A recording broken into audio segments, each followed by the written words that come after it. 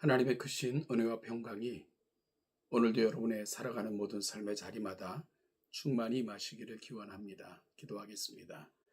하나님 아버지, 주어진 하루를 말씀으로 일이 시작하게 하시니 감사드리며 이 놀라운 일을 이루시고 허락하신 하나님께 찬송과 영광을 올려드립니다. 오늘도 우리의 삶을 통해 하나님의 영광이 선포되고 드러나며 보여지며 또한 더불어 살아가는 사람들에게 유익과 덕을 끼치는 삶을 살게 하옵소서. 예수님의 이름으로 기도하옵나이다. 아멘. 오늘 보실 하나님의 말씀은 열왕기상 18장 1절로 15절입니다. 열왕기상 18장 1절로 15절 말씀을 같이 읽겠습니다. 많은 날이 지나고 제3년에 여호와의 말씀이 엘리야에게 임하여 이르시되 너는 가서 아합에게 보이라. 내가 비를 지면에 내리리라. 엘리야가 아합에게 보이려고 가니 그때 사마리아에 기근이 심하였더라. 아합이 왕궁 맡은 자 오바댜를 불렀으니 이 오바댜는 여호와를 지극히 경유하는 자라. 이세벨이 여호와의 선지자들을 멸할 때에 오바댜가 선지자 100명을 가지고 50명씩 굴에 숨기고 떡과 물을 먹였더라. 아합이 오바댜에게 이르되 이 땅의 모든 물 근원과 모든 내로 가자. 혹시 꼴을 얻으리라. 그리하면 말과 노새를 살리리니 짐승을 다 잃지 않게 되리라 하고 두 사람이 두루 다닐 땅을 나누어 아합은 홀로 이 길로 가고 오바댜는 홀로 저 길로 가니라. 오바댜가 길에 있을 때에 엘리야가 그를 만난지라. 그가 알아보고 엎드려 말하되 내 주 엘리야여 당신이시니이까. 그가 그에게 대답하되 그러하다. 가서 내 주에게 말하기를 엘리야가 여기 있다라. 이르되 내가 무슨 죄를 범하였기에 당신이 당신의 종을 아합의 손에 넘겨 죽이게 하려 하시나이까.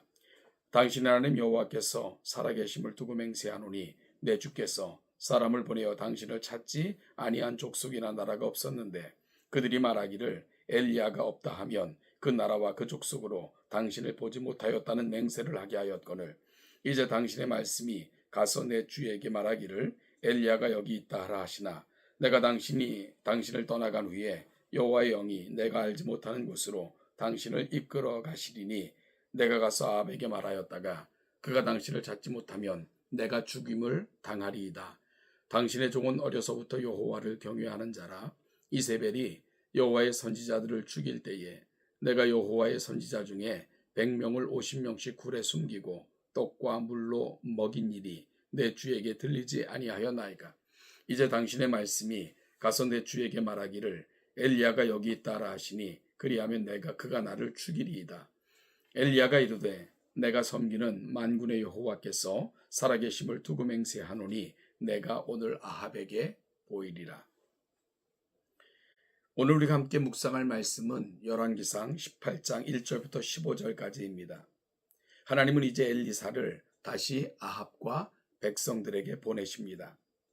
가뭄을 선언한 지 3년이 지난 후 여호와의 말씀이 임하여 엘리야로 하여금 아합에게 가서 보이라고 명령하시고 이제 비를 내리겠다 하는 약속을 하신 것입니다.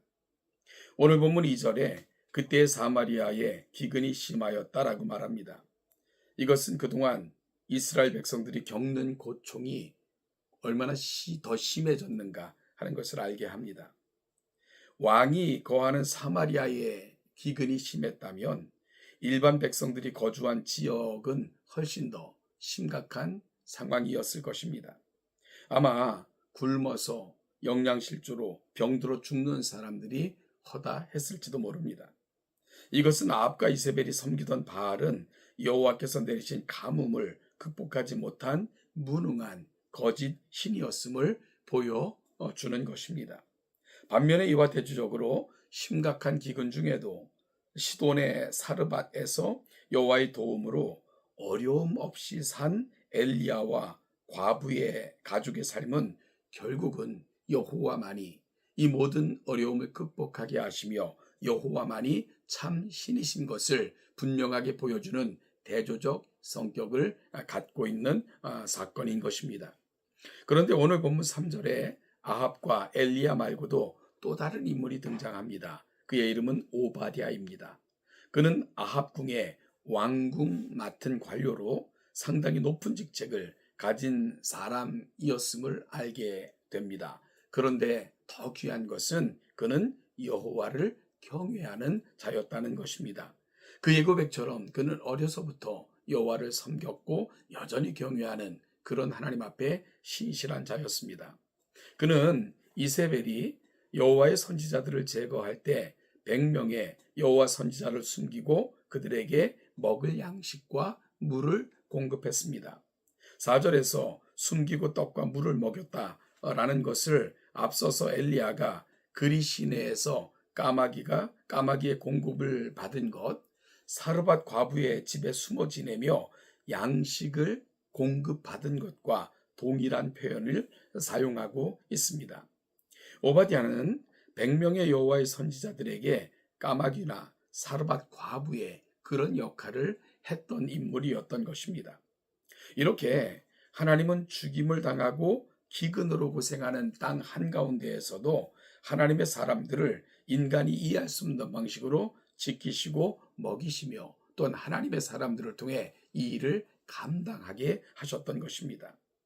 아합은 이런 상황을 모르고 오바댜에게 물을 찾아 나서자고 제안합니다. 무엇보다도 본문에서 아합이 얼마나 악한 왕인지를 보여주는데요. 아합이 물을 찾는 것은 이스라엘 백성들 참 기갈과 또한 기근에 시달리는 내 백성들에게 물과 양식을 공급하기 위함이 아닙니다.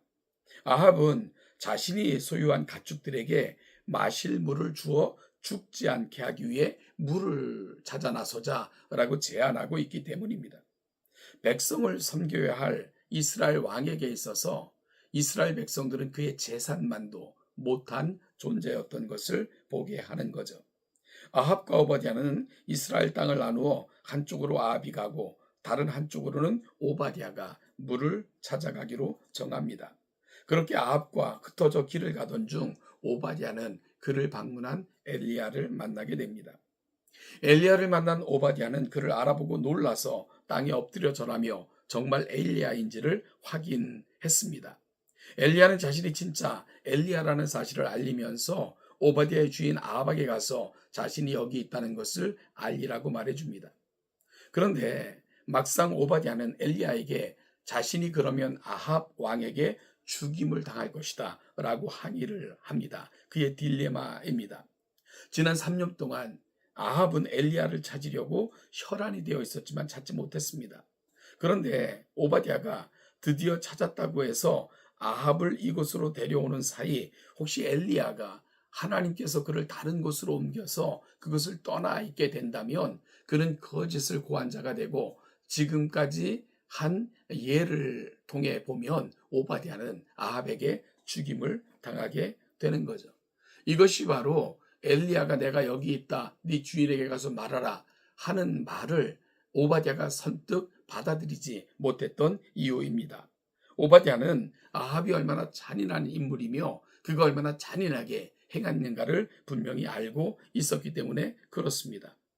여러분 이럴 때 이런 오바댜에게 하나님께서는 엘리야를 보내시면서 엘리야가 오바댜를 만났을 때 내가 반드시 아합에게 설 것이다. 아합을 만날 것이다. 라고 말하면서 너는 가서 이 일을 전하라. 라고 말씀하고 있는 것 오늘 본문이 가고 있는 자리입니다.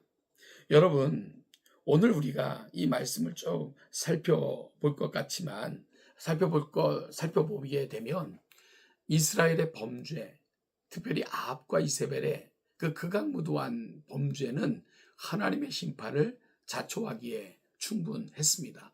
특별히 아합이 악한 것은 그 이전 왕과 차별되는 점은 그 이전 왕들은 여호와를 섬기는 신앙에서 잘못된 여호와를 섬기는 관행과 그로 인하여 마치 여호와를 섬김에 있어서 하나님의 방법이 아닌 인간적 방법을 따랐다는 것이고 그로 인하여서 백성들을 하나님께로부터 멀어지게 만드는 결과를 낳았다는 것. 이것이 바로 그 이전 왕들의 모습이었는데요. 바알은 여기서 한층 더 나가서 바알과 아세라를 그 땅에 가득하게 하였고 여호와가 아닌 다른 신들을 음란하게 섬기게 만들었던 왕, 그가 바로 아합이었고요. 그 영향을 이세벨로부터 받았던 것을 알게 됩니다. 이것이 그 이전 왕들과 아합의 차별점이었고, 하나님은 이 아합에게 이 엄중한 심판을 내릴 수밖에 없었던 것입니다. 그럼에도 불구하고 오늘 본문을 통해서 우리가 확인할 수 있는 지점이 있습니다. 하나님은 그때도 여전히 일하신다는 사실입니다. 하나님의 사람들을 보호하신다는 사실입니다. 하나님의 사람들을 지키신다는 사실입니다. 때로는 까마귀를 통해서, 때로는 사르밧 과부에게 예를 통해서 볼 수 있듯이 하나님의 사람을 통해서, 또한 오바댜를 통해서 볼 수 있는 것처럼 하나님께서는 그 시대의 경건한 사람들, 그루터기와 같은 사람들을 사용하셔서 하나님의 온전한 뜻을 이루고 계셨다는 것을 오늘 본문은 분명하게 보여주고 있습니다. 그리고 때가 되면 하나님은 오바댜에게 엘리야를 보내신 것처럼 하나님의 분명한 뜻을 드러내실 것이고, 하나님의 분명한 뜻을 백성들이 알도록 역사하실 것입니다. 이것이 바로 오늘 본문을 통해서 우리가 다시금 도전받고 나아가야 되는 지점입니다. 여러분, 우리가 지금 살아가는 세상은 아합과 이세벨의 세대처럼 음란한 세대이고, 온갖 우상이 정말 온갖 우상 섬김이 음란하듯 행해지고 있는 그런 시대를 우리가 맞이했습니다. 이러할 때에 오늘 우리가 본문을 통해서 다시금 마음에 담아야 될 도전이 뭡니까? 하나님은 여전히 일하시고 계신다는 겁니다. 하나님이 여전히 온 세상의 유일한 신이시고 또한 역사하시는 분이라는 사실입니다. 그리고 하나님은 이런저런 방법으로 하나님의 사람들을 지키시고 그들을 통해서 하나님의 일을 행하신다는 사실입니다. 오늘도 하나님의 손에 붙들림 받은 오바댜와 같은 경건한 사람들이 되시길 바라고, 또한 교회를 통해서 세상은 또다시 살아계신 하나님 공급하시며 역사하시는 하나님을 보게 되는 일에 귀하게 사용되는 우리 동천교회가 되기를 소망합니다. 오늘도 하나님의 크신 은혜가 여러분의 모든 삶의 자리마다 충만히 임하시기를 기원합니다.